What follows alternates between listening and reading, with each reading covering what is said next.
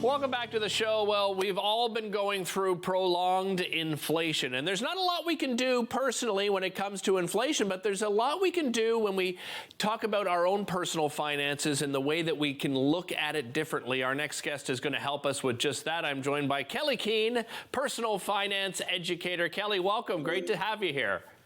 Great to be back with you, Derek. Listen, let's talk about inflation here. This isn't, the increases that we've seen have been difficult on everybody. I'm sure you're hearing that from your own clients, Kelley. Yeah, certainly I don't have clients, but I have a lot of readers, and they've been reaching out like crazy because, Derek, we hear these numbers like 7%, it came down to 7%. But when you're actually going to the store, you're buying groceries, gas has come down a little bit, but pretty much anything else you're buying is just going up and up and up. So yeah, it was tough before the pandemic. It was tough for people during the pandemic.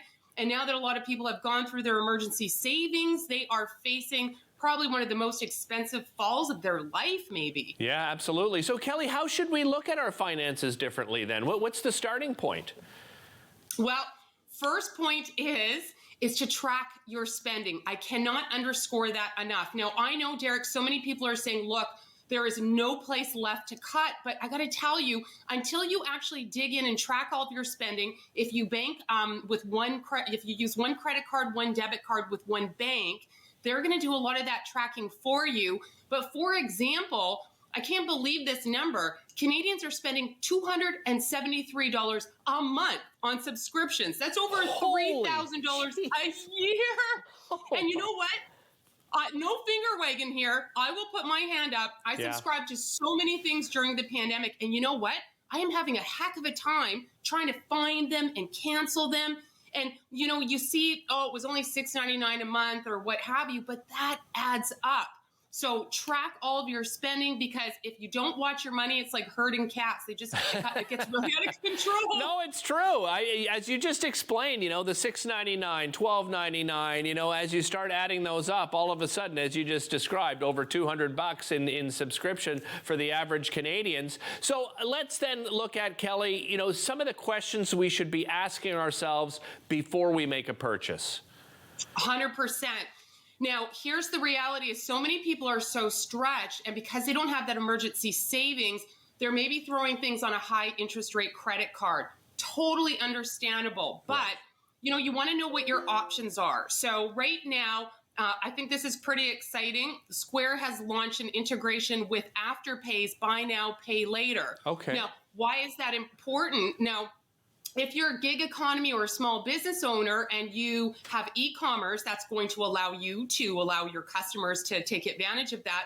But for you as a consumer, that means that now there's tens of thousands, if not hundreds of thousands of stores that can offer this to you. So how it works is, you get to spread your payments out over 4 months. There's no interest, but I got to tell you, you want to make sure you're putting those payments in your calendar, because if you miss them, there are penalties. So that's definitely an option for you. It's kind of, Derek, you might have remembered our parents doing layaway. Yeah.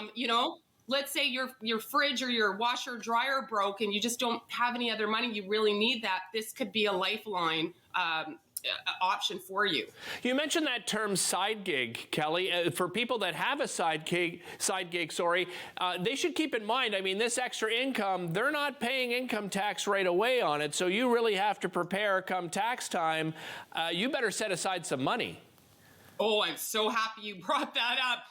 People really don't realize, and we learned that lesson too. A lot of people that got CERB, right? At the beginning, there was no tax taken off of that.